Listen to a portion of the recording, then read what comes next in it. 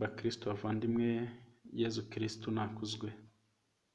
None ku cyumweru tariki 29 z'ukwezi kwa 11 2020 ni icyumweru cya mbere cya Adventi, umwaka wa liturujia B. Amasomo tuzirikana, isomo rya mbere turarisoma mu gitabo cy'umuhanuzi Izayi, umutwe wa 63 umurongo wa 16b kugera kwa 17, tugataruka tugafata umurongo wa 19b, tukongera tugataruka tukajya ku mutwe wa 64 umurongo wa 2 kugera ku wa 7. Uhoraho ni wowe Data n'umucunguzi wacu, ngiryo izina ryawe kuva kera kose. Uhoraho, kuki utureka tugateshuka inzira zawe, tukanangira imitima yacu kugeza n'aho tutakikubaha? Tugarukire, turabagaragu bawe, turi n'imiryango y'umunani wawe. None yaba wari ukinguye ijuru ngo umanuke, imisozi yose yarindimukira imbere yawe, kubera ibintu biteye ubwoba waba ukoze tutabyiteguye. Nta na rimwe bigeze bumva babyumva, nta na rimwe bigeze babibwirwa, nta jisho ryigeze ribona indi mana ikora icyo ngo irengere uwayizeye uretse wowe. Usanganira abishimira gukurikira ubutabera, bakwibuka bagakurikiza inzira zawe. None waraturakariye kuko twagucumuyeho, ariko kandi tuzakizwa nuko tugarutse mu nzira zawe. Twese twari nk'abahumanye n'ibikorwa byacu by'ubutabera bimeze nk'umwenda urimo umwanda. Twese twararabiranaga nk'amababi yahungutse, ibicumuro byacu bikatugurukana nk'umuyaga. Nta n'umwe wari ukiyamba izina ryawe ngo yisubireho maze akwizirikeho, kuko wari waradukuyeho amaso ukatugabiza ibicumuro byacu.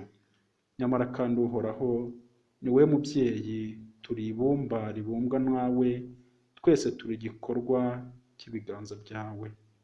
Iryo ni ijambo ry'Imana. Zaburi ifite inyikirizo igira iti: Mana tuzahure, ubengeranishe uruhanga rwawe, maze udukize. Isomo rya kabiri turarisanga mu ibaruwa ya mbere Pawulo mutagatifu yandikiye Abanyakorinto, umutwe wa 1 umurongo wa 1 umurongo wa 3 kugera ku wa 9. Bavandimwe, tubifurije ineza n'amahoro biva ku Mana umubyeyi wacu no kuri Nyagasani Yezu Kristo. Mpora nshimira Imana yanjye kubera mwebwe, nibuka ineza yayo mwaherewe muri Kristo Yezu. Koko rero Imana yabasenderejeho ingabire z'amoko yose muri we, cyane cyane iyo kumumenya no kumumenyesha abandi. Bityo guhamya Kristo mukaba mwarabykomejemo ku buryo nta ngabire n'imwe y'Imana mubuze, mu gihe mugitegereje kwigaragaza kwa Yezu Kristo umwami wacu. Ni we uzabakomeza kugeza mu ndunduro, kugira ngo muzabe muri ndakemwa kuri uwo munsi wa Nyagasani Yezu Kristo. Ni indahemuka Imana yabahamagariye kugirana ubumwe n'umwana wayo Yezu Kristo umwami wacu. Iryo ni ijambo ry'Imana. Ivanjiri yanditswe na Mutagatifu Mariko, umutwe wa 13 umurongo wa 33 kugera ku 37. Nyagasani Yezu nabane namwe. Amagambo yo mu Ivanjiri ntagatifu uko yanditswe na Mariko. Muri icyo gihe Yezu yabwiraga abigishwa be ibyerekeye ihindukira rye, ati: mwitonde mube maso, kuko mutazi igihe bizabera. Bizaba bimeze nk'umuntu wagiye mu rugendo, agashinga abagaragu be urugo rwe, akagenera buri wese umurimo we, naho umunyarugi akamutegeka kuba maso. Murabe maso rero, kuko mutazi igihe nyir'urugo azazira, ari ku mugoroba, ari mu gicuku, ari mu nkoko cyangwa mu gitondo, kugira ngo atazaza abatunguye agasanga musinziriye. Ibyo mbabwiye mbibwiye n'abandi bose, murabe maso. Iyo ni ivanjiri ntagatifu. Bavandimwe, dutangiye igihe cy'ibyumweru 4, igihe cya Adventi, igihe kidusaba kuba maso, tugasenga, tukambaza, twishimira ko Nyagasani Imana aje kudukiza. Imana yaradukunze, Imana ntiyitaye ku byaha byacu. Nibyo koko, Imana yakinguye ijuru, yohereza Yezu Kristo kugira ngo adukure ku bucakara bw'icyaha, nk'uko twabyumvise mu isomo rya mbere mu gitabo cy'umuhanuzi Izayi. Uhoraho ni Imana yacu, niwe mucunguzi, rwose nta yindi mana ibaho. Twarateshutse, turacumura, twarateshutse, imitima yacu ijya kure y'Imana. None rero ni umwanya mwiza Imana iduhaye kugira ngo twongere dutegure imitima yacu, Nyagasani Yezu azavukire mu mitima itagira icyaha, mu mitima yiteguye kumwakira. Ibyo tuzabigeraho duhabwa penetensiya, nk'uko iki cyumweru cyagaragaje amaza Nyagasani mu buryo bw'incamarenga.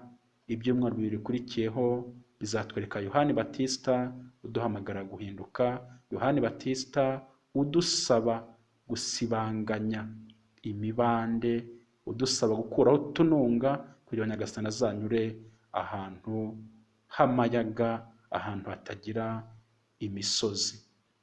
Ariko kandi tuzanazirikana mu cyumweru cya 3, cyumweru cy'ibyishimo Gaudete, aho tuzatangira kubona umubyeyi, umukobwa w'isugi Mariya uzabyara umwana w'Imana ari we Yezu Kristo. Nta kindi rero cyatumye Imana ikingura ijuru ikohereza Yezu Kristo, ni ukugira ngo tuvane ku ngoyi y'ubucakara bw'icyaha. Ni umwanya wa Adventi, ni umwanya wo kwishima, ariko kandi wo gusaba Imana kugira ngo dukure ku ngoyi y'icyaha, kugira ngo duhe kwakira Yezu n'ivanjiri ye n'inkuru nziza ye, kugira ngo ibyo adutegeka tubashe kubikora. Nibyo koko Pawulo Mutagatifu yabivuze neza, aho atwifuriza ineza n'amahoro biva ku Mana umubyeyi wacu no kuri Nyagasani Yezu Kristo. Nibyo koko twahawe ingabire, Imana dusenderezaho ingabire z'amoko yose, cyane cyane iyo kumumenya no kumumenyesha abandi. Bavandimwe, guhamya Kristo ni ukubikomeraho kugira ngo ingabire y'Imana dufite idapfa ubusa, kandi koko niwe uzadukomeza kugeza ku ndunduro, kugira ngo tuzabe turi indakemwa kuri uwo munsi wa Nyagasani Yezu Kristo. Umunsi amaza ya Yezu arimo uburyo bubiri. Amaza ya mbere muri kamere muntu, yavuye mu ijuru aza kuri iyi si, twongere tuzirikane rero ko azagaruka bwa kabiri aje gucira urubanza buri wese akurikije ibyo azaba yarakoze.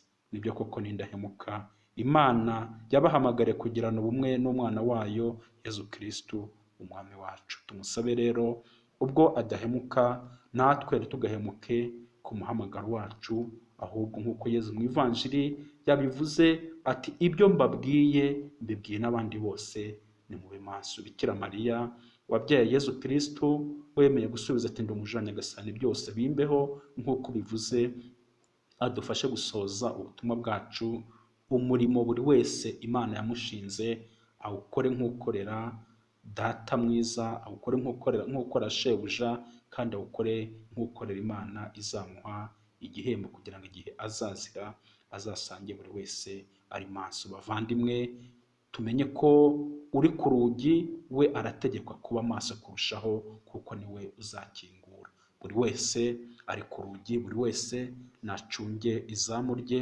kugira ngo Nyagasani Yezu Kristo azasange ari maso. Buri wese nacunge ikibanza yubatsemo inzu ye, akomere, kandi twibuke kubura amaso nk'uko Yohani abitubwira mu gitabo cy'ibyamuhishuriwe. Twubura amaso kuko ugucungwa kwacu kwegereje. Nyagasani Yezu abane namwe, kandi abahe kumwitegurana imitima ikeye.